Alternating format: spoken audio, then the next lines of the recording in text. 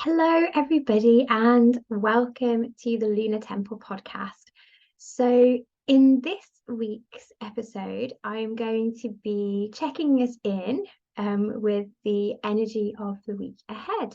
So, apologies for missing last week. But as I predicted, as I mentioned in the episode from the week before, there was just way too much to do ahead of Orla, my daughter's second birthday, and party preparations and all of that. And we've all been dealing with various illnesses as well, that, predictable liminal seasonal space between late summer and early spring, where our immune systems seem to be really weak at this time of year.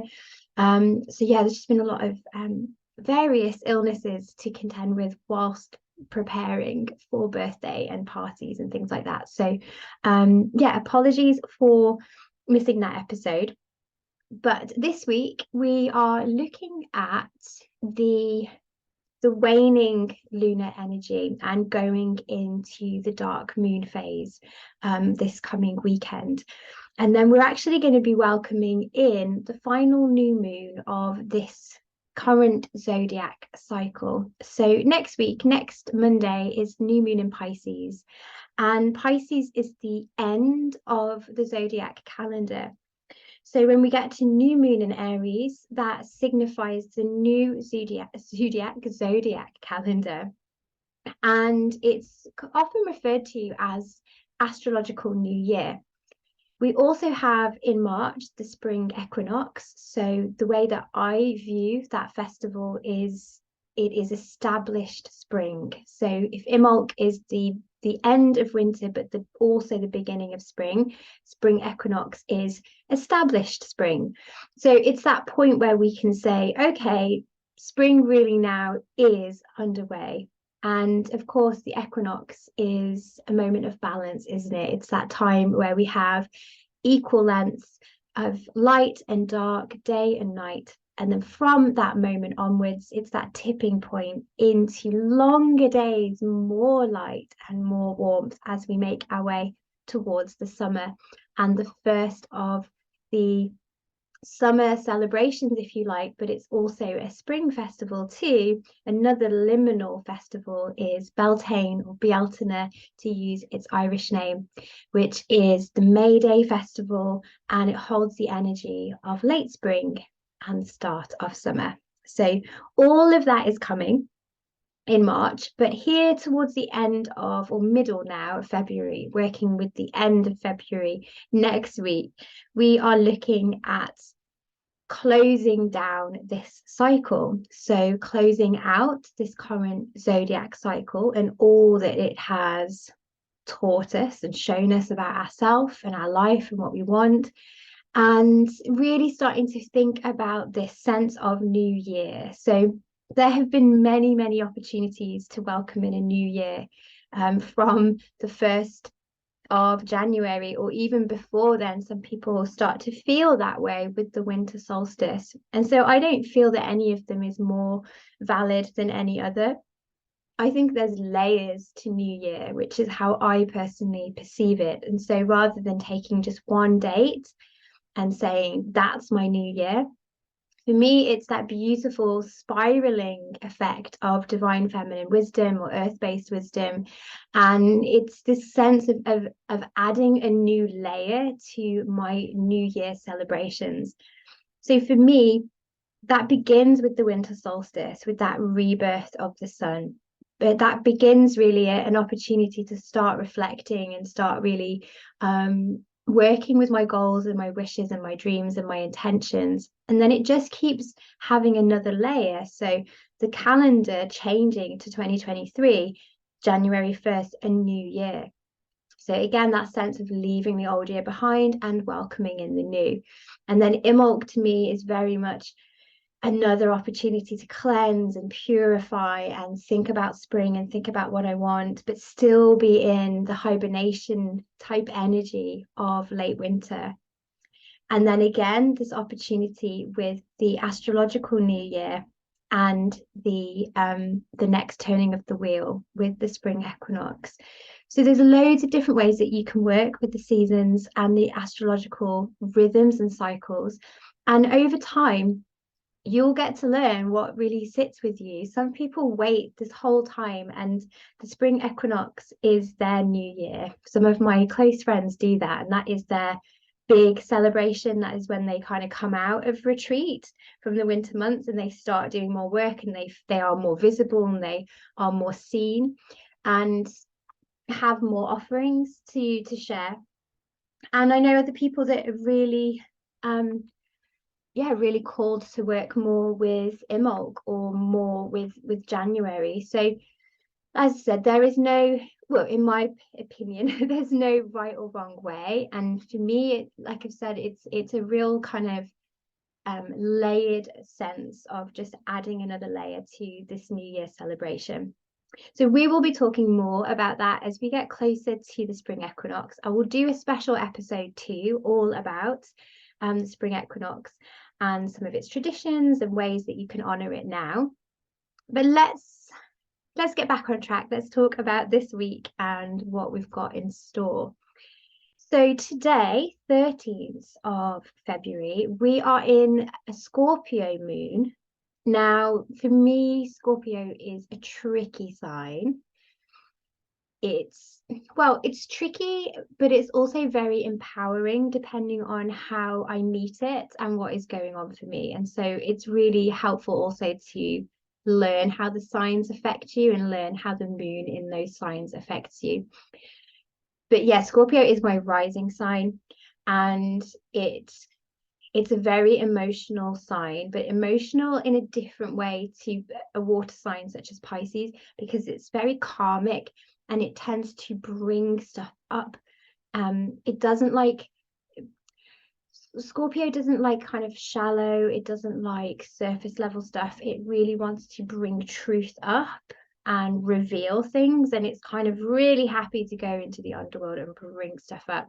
And so for me yesterday, I had this real, gosh, I'm really upset about something that I didn't realize I was so upset about. But it was very helpful because I got to speak my truth and I got to be honest about how I was feeling, and it helped me to make sense of some deeper things.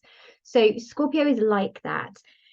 And it's interesting to reflect here on Monday how you felt over the weekend as the moon has been moving through Scorpio. Have you had any of those kind of revelations? Have you felt emotional? Have you felt like things have been coming up, or past hurts resurfacing?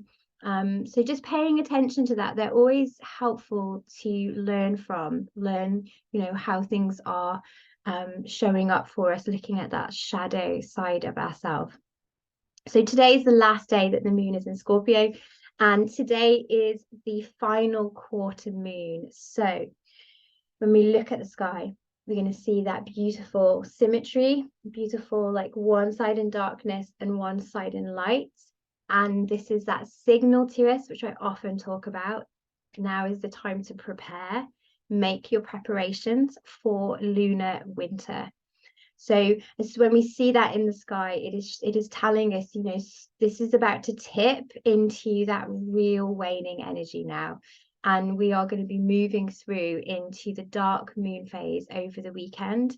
So low energy, feeling inward, wanting to be quiet, wanting to be reflective, and really wanting to have plenty of time and space to reflect on this cycle, Aquarius season. How has that been for you? What have you learned from Aquarius? And what do you want to take with you into Pisces season? Yeah, so try and give yourself some space this week for reflection, for journaling, for meditation, maybe some goddesses that you really like to work with around the dark moon. And if you've really been through stuff this last month, this last few weeks, maybe leaning into some goddess help and support to help you clear that out and really learn from that, and take the gifts and then let it go, let it be. I really like to work with Hecate at the dark moon time, and other goddesses that I feel are similar quality, like Morgan Le Fay, I love, and the Morrigan. And those goddesses that are quite enchantressy and witchy, and really welcome you into that space of, you time and alchemizing all that you've learned and getting these these kind of jewels of wisdom. I also really like Baba Yaga's energy around the dark moon as well. I like to visualize, meeting her in the forest and going into her house on chicken legs and just retreating a little bit. So that's the vibe this week. So we're starting off with Scorpio. We've got our final quarter moon, and then we're going to be in the waning crescent phase for the rest of the week until we get to Saturday is when I view it as the dark moon. I know some people just do the day before and some people do 3 days before. So again, it's very intuitive and it's very personal.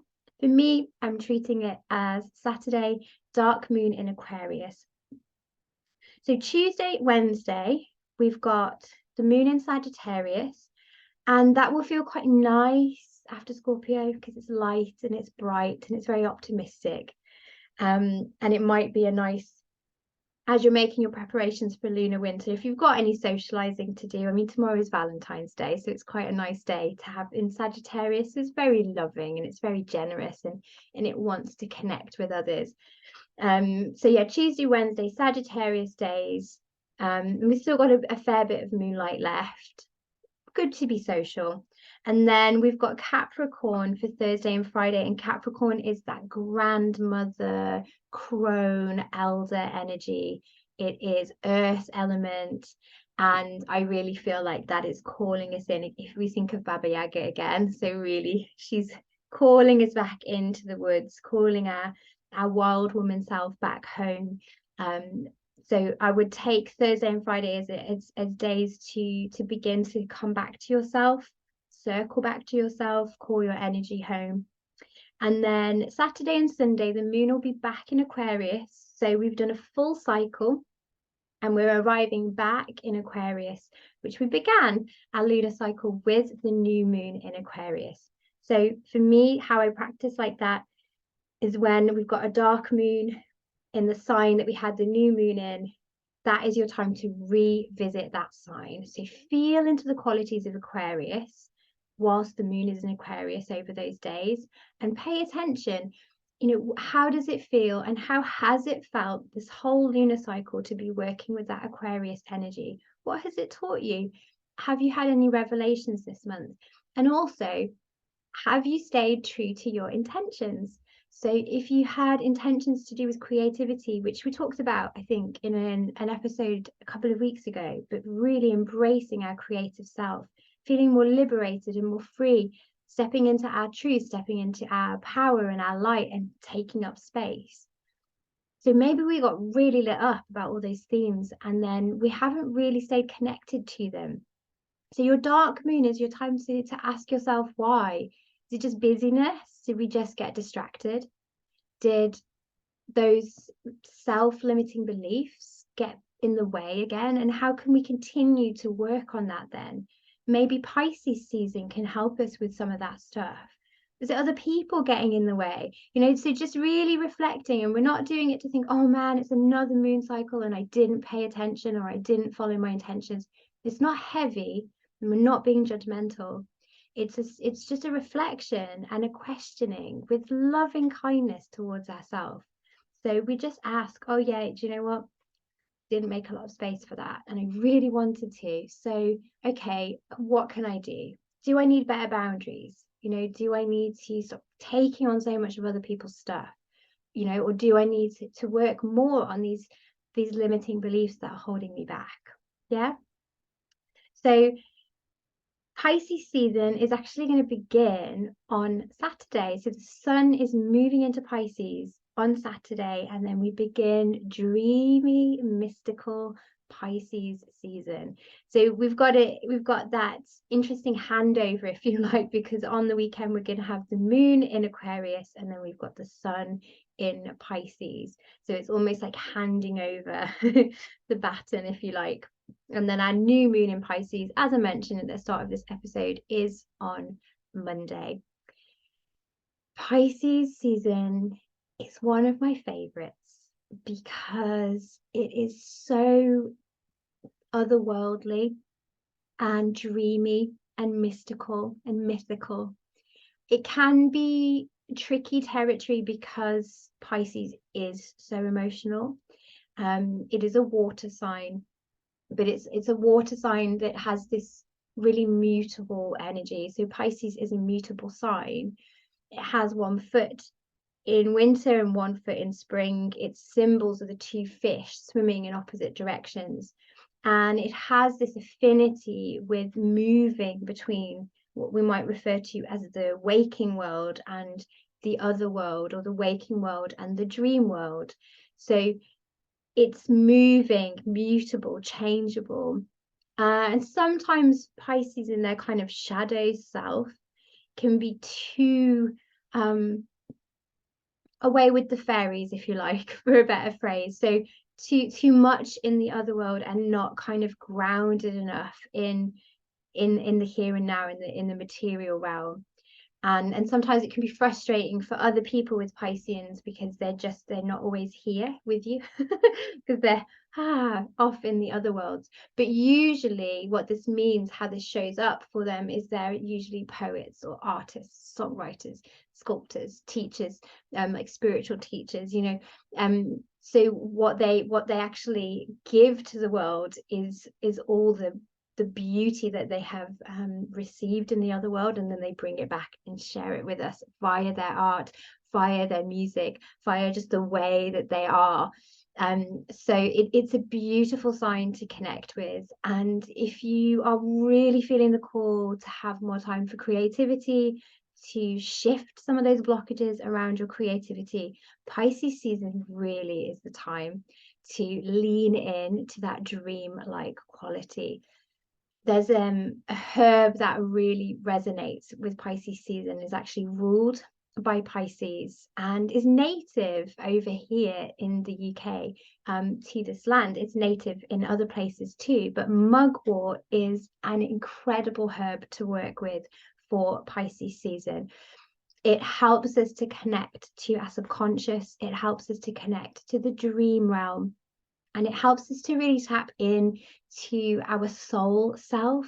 So if we feel that we're very led at the moment with our kind of thinking self, our rational self, got to get stuff done, got to make sure everything's in place, plans, and maybe we're attacking our goals from a very rational point of view, Pisces season can kind of just invite us to think about things in a different way. So how does it feel? What does your soul want? What would it feel like to just dissolve the boundaries a little bit more in the structure, and just express and feel and dream and intuit, and then worry about all the hows and the structure and all of that afterwards. Aries season is going to help us to do that, because Aries is cardinal fire and it starts the entire new zodiac calendar. So Aries is going to take all of the stuff that you have dreamed in your Pisces season, that you let yourself lean into and you've let yourself feel. So you don't need to worry, because Aries is going to get shit done. That's what it does. It gets all that cardinal fire and that passion and that drive and that hot-headedness, and it goes with those dreams and those goals. So that's my kind of invitation for you for Pisces season, is let yourself dream, let yourself be inspired, let yourself create, and forget about the why for now. If you're drawn to something, don't question it. Just try and really let your feelings and your intuition and your soul self guide you, and then we can make sense of it after, when we're in that fire and that passion and that real established spring energy in March. So I hope that gives you some guidance and inspiration for this week ahead. It's nice energy to work with this week, but not a great week, I don't think, for busyness and for lots of social interaction. I think the potency and the magic of this week is there if we can really scale back a little bit more, rest a bit more, and nourish yourself, kind of fill yourself back up, especially if you are feeling run down, or you've been a bit poorly with this liminal seasonal space. So I'm going to leave us there. The last thing that I want to do is share an oracle card with you for this week. So my friend Becky bought me this gorgeous deck for my Christmas present, and I'm obsessed. So it's called The Earth Alchemy Oracle by Katie Jane Wright, and it's illustrated by Nikki Strange. So each card in this deck is a plant and a crystal, and the combination is so beautiful. So I have pulled this card, which is just perfect. So it is obsidian and hellebore, and it says shadow mirror, deep healing, understanding, seer. So let me see if I can find this beautiful card and read it out.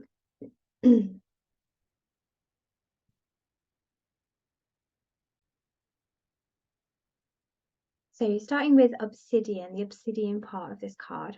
Obsidian dances in the darkness, making friends with the shadows. It asks you to dance with it, to befriend the darkness, noticing its depth and peace.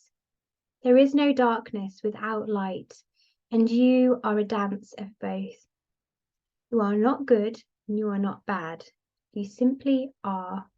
And for all you are loved beyond belief. Obsidian holds a safe space for your deep healing. Its energy can be sharp like a psychic blade when you need help removing energies. At other times, it whispers like the wind in a mystic way, offering you the poetic medicine you need. It has a wise grandmother and grandfather energy woven together by a spider's web of light. Magic rises with the currents of your third eye and womb space. Trapped pain rises to meet you. Journey to the sound of the shamanic drum, allowing obsidian to unravel the noise, distractions, and any illusions around you, whilst grandmother spider spins a web of creation around you. Obsidian's ability to draw out, purify, and detoxify was revered by the priestesses of Isis, who scried with it in ancient Egypt. They understood its mystic ways and brought it into ritual and initiation. Priestesses journeyed with it as a test, collecting fragments of fear for their sisters to heal. Do not underestimate this stone's potency. It must be revered and worked with care. If you are a sensitive soul, I do not recommend this stone in the bedroom, as when we sleep, our soul travels and it can open portals. Hellebore. Hellebore is a poisonous plant with a watery energy to connect with the emotional and mental body. Its message is about energetically clearing bloodlines, which is intense but sits well with obsidian's potent energy. Since ancient Greece, this flower has held a shadowy place in history. Hellebore was used by witches in potions, spells, and ointments. It is these darker seeds of magic that it wants to clear and heal through the collective on an individual level. It is coming in to rewrite old stories around witches and past lives you may have with themes around persecution. It is a seer plant that notices all. Nothing escapes hellebore, no negative thought, emotion, or dream. It's a cleansing and detoxifying plant, so it has a protective quality. Like obsidian, it opens you up, draws out, and protects. It thrives in winter with little light and frozen soil, offering a message of hope, blooming in the shadows, light blooming through darkness, and bringing much beauty. Hold this message close to your heart. There is beauty in deep healing. So I love that card and I love this deck. So yeah, if you need any enabling for a new deck to get, really love this. All the cards are very well, the artwork is just absolutely gorgeous, and this is the back.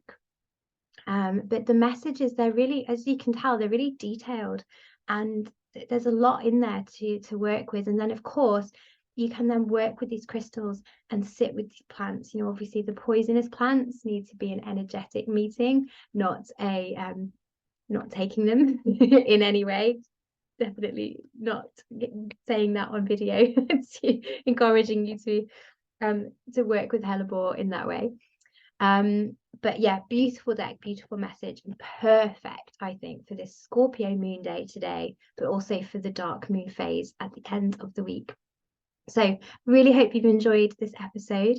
I'll be back next week, all being well. I feel like I have to say that now at the end of every episode. And we're going to talk about the new moon in Pisces and what we can really lean into and explore and learn from this magical, mystical sign. So have a beautiful week. Please, please make space to slow down and have that time for yourself, for reflection and integration. I think we miss that out so much in so many of our practices in life. We miss out the integration part. Your dark moon phase is your integration phase. So not just rushing into the next new moon and the next new thing and the next action, but allow that integration, how things can really sink and settle into your being, so that you're infused with all that wisdom and all that understanding from the previous cycle. All right, lots and lots of love, and I'll see you next week. Take care, everyone.